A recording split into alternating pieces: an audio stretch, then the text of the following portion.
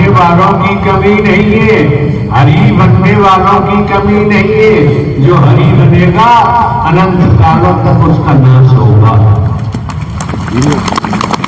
हर बांस में वंशलोचन नहीं होता, हर नाग में मणि नहीं होती, हर गाय में गौलोचन नहीं होता, हर मृगा में कस्तूरी नहीं होती है। हम क्या जाने, वर्तमान में जितनी आंखों में रोशनी समझ है तो देख रहे हैं, समझ रहे हैं सूर्य एक है।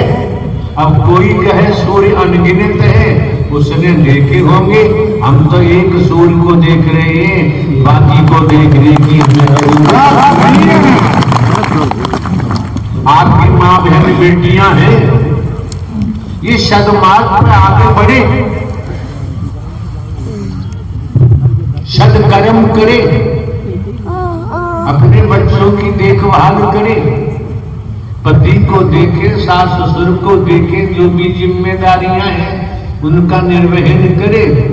उनके कर्म से ही पता चलेगा कि वास्तव में सदगृहिणी है, देवी स्वरूपा है, कहने की जरूरत ही नहीं है जाती है। जो अपने कार्य से विमुख होता है, अपने कार्य में लापरवाही दिखाता है और बनता है,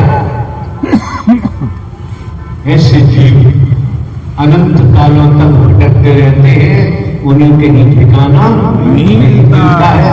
तो यार नाग देवता हमसे साधारण व्यक्ति है।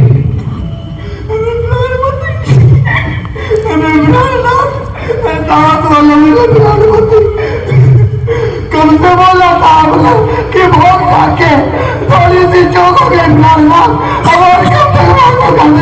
साफ साफ बताओ, जिससे उपस्थित महापुरुषों के कानों में आवाज पहुंचे। ये प्राणपति है, प्राणनाथ है, ये ब्रह्मांड के कुल मालिक है, मैं सेवादार था और यही गति अपने सपने की थी और मुझसे चूक हो गई। मैं अपने आप को सर्वशक्तिमान बनने के लिए सोच लिया था और प्राणपति ने कह दिया था भाग जाके भाग। इतनी सर्वजनी कही थी, आज तक दूर हो, श्री चरणों में रहता था मेरे प्रिय हरि के। अरे मैं आज तक दूर हूँ। अरे मराना अब तो बता दो, कब तक दूर होगा, कब तक दूर रहूंगा मेरे प्राणपति, अब कब तक दूर रहूंगा।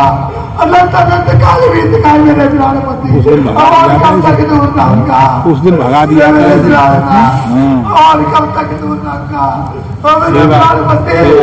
एक बार हो तो कहता, कहता मेरे प्राणनाथ, अरे मेरे प्राणनाथ, अब गलती नहीं होगी मेरे प्राणपति, और मेरे प्राणनाथ।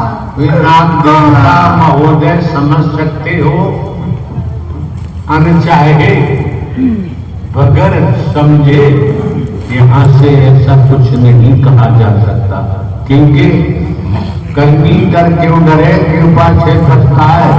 और बोला पेट बबूल का आम कहां से सही है। आए कई घाट से, उतरे कई घाट, अपने अपने कर्मों से हो गए 12 बार।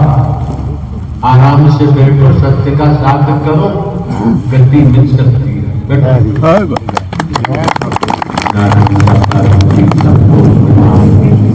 सदा सदा के लिए जयकार हो। यहाँ कर्म का विषय आता है। वैदिक काल, वैदिक काल उस दिन इसको भगा का दिया। इतिहास बताता है। आप लोगों ने कर्म योगी राजा परीक्षित का नाम सुना होगा, जो पांडवों के वंश से संबंधित अभिमन्यु का बेटा है। जो राजा परीक्षित की बात आती है, ये किस्सा कहानी आपने वेद और शास्त्रों के द्वारा सुनी होगी, कथाकार बताते रहते हैं। लेकिन शिव पुराण क्या कहता है, शिव पुराण में लेख क्या है समझो। पार्वती जी से शादी करने के बाद शंकर जी पहाड़ों पर पहुंचते हैं, बिना बताए समाधि में चले गए। ऐसा वैदिक काल का लेख कहता है, इतिहास बताता है, वेद कहता है, शास्त्र कहता है। शंकर जी 87,000, आप लोगों ने भी पढ़ा होगा, हमने तो सुना है, 87,000 वर्षों तक अगर दुख तकलीफ कष्ट है, बाबूजी एक पल काटना मुश्किल हो जाता है। एम घमंड में भूलो मत, सब लेख कॉन्शियस माइंड, अब कॉन्शियस माइंड, सब कुछ आपके अंदर लेख है, बच के कहां जाएंगे। तो शिव पुराण कहता है पार्वती जी से शादी करने के बाद शंकर जी अपने पहाड़ पे पहुंचते हैं, तुरंत ही समाधि में चले जाते हैं।